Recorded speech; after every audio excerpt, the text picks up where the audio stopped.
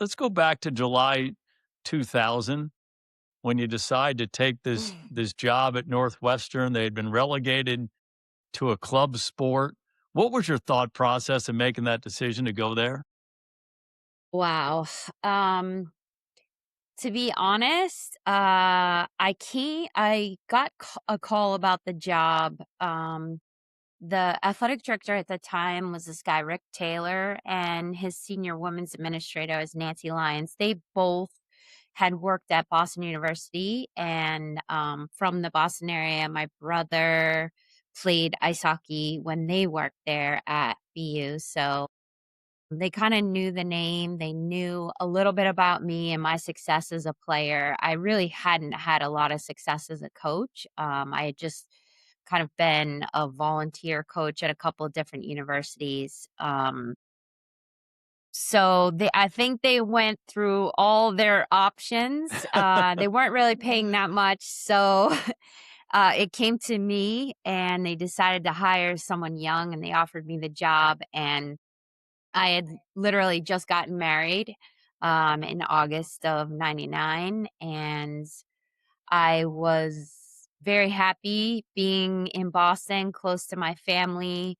I obviously had my brother I actually had 2 brothers out here, my brother that played for the Blackhawks, and then my other brother, Rocco, he was working for, CCM and kind of being a liaison to the NHL players, so I did know a little bit about Chicago, I didn't know a lot about Evanston, and, I came out and I was like, "Oh, wow, this is a really cool place." It's an amazing academic institution, the type of place where you really could build a championship culture, and, I came home and I was like, "Yeah, I'm definitely not gonna take it."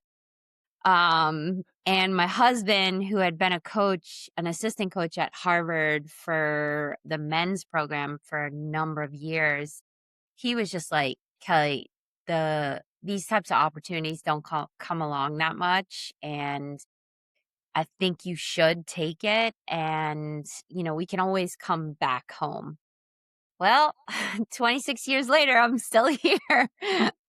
So yeah, it was very hard decision to move away from my family and, something that I still struggle with at times, but, it was obviously the best decision of my life, and, my family, Scott, myself, and our kids have built a life here, and it's a beautiful place to live.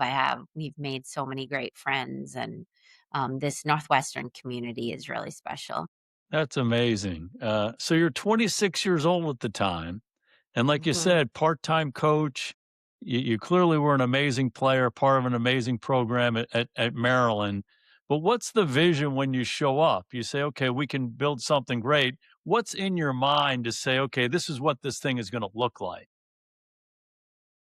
Think in my mind was just like, "We're gonna win." That was just kinda how I was wired growing up, I had to fight for everything and having 3 older siblings, I have a sister as well, and I just was kinda built my parents really taught me a lot of hard work and, taught me how to think with a positive attitude and just to have that winning mindset. So I think that I just believed in the opportunity. I believed in Northwestern and I believed we could build a winner.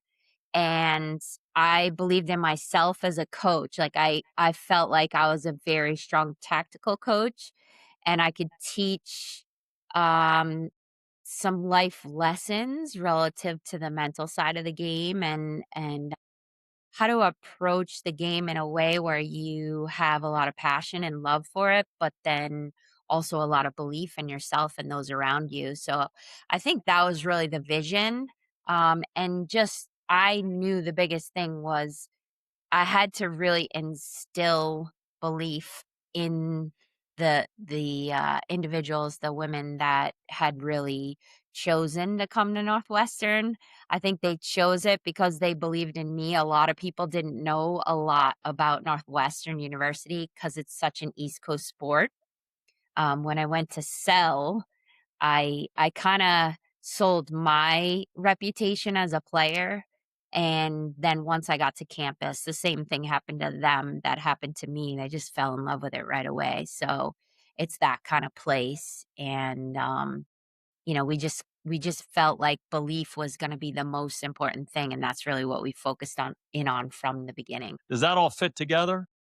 Yeah, absolutely. We wanted to kinda think outside the box. We worked a lot on our skills and execution there. One of my other assets is my ability to teach the draw.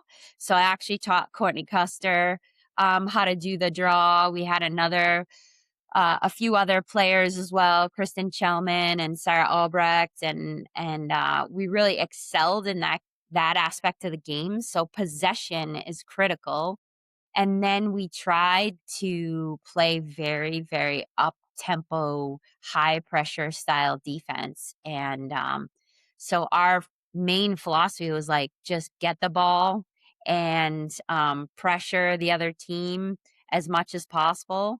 And the more possession we could give our offense, the better we were going to be. And that was kind of our marquee in those early days.